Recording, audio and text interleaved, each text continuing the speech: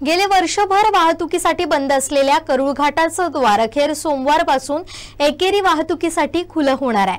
396 दिवसांनंतर घाट एकेरी वाहतुकीसाठी खुला होणार आहे। प्रथम 15 दिवस प्रायोगिक तत्वावर ही वाहतूक सुरू होणार असल्याचं जिल्हाधिकारी यांनी जाहीर केलं। या निर्णयानंतर पर्यटकांसह व्यापाऱ्यांना दिलासा मिळाला। करूळ घाट कोकण आणि पश्चिम महाराष्ट्र यांना जोडणारा एक महत्त्वाचा मार्ग। घाट मार्गातील रुंदीकरण आणि काँक्रीटकरणाच्या कामानिमित्त गेल्या वर्षी 22 जानेवारीपासून हा घाट मार्ग वाहतुकीसाठी बंद होता। तब्बल 396 दिवस हा घाट मार्ग बंद होता। त्याचा सर्वाधिक फटका व्यापारी वर्गाला बसला।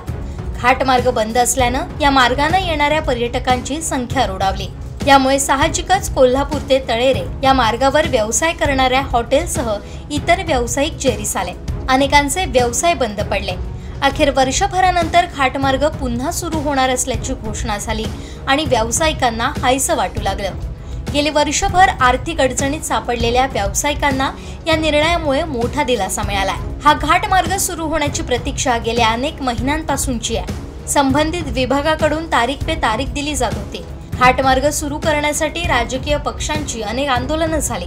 यावरून अनेकदा त्यांच्यात कलगीतुरा रंगला होता। सुरक्षेच्या दृष्टीने या मार्गाची तपासणी झाली। या साऱ्या घडामोडींनंतर अखेर याच्या शुभारंभाला मुहूर्त मिळाला। सोमवारी 24 फेब्रुवारी पासून एकेरी वाहतूक घाटातून सुरू होणार आहे। वैभववाडी ते गगनबावडा अशी वाहतूक होणार आहे। 10 मार्च नंतर दुहेरी वाहतूक सुरू करण्याबाबत विचार केला जाणार आहे। सध्या तरी एसटी वाहतुकीबाबत अद्याप कुठलाही निर्णय झाला नसल्याचं कळतंय। मात्र प्रवासी वाहतूक सुरू करण्यास परवानगी देण्यात आली आहे। त्यामुळे कोल्हापूरकडे जाणाऱ्यांसाठी आता मार्ग सुखकर ठरणार आहे। श्रीधर साळुंखे, कोकण सात लाईव्ह, वैभववाडी।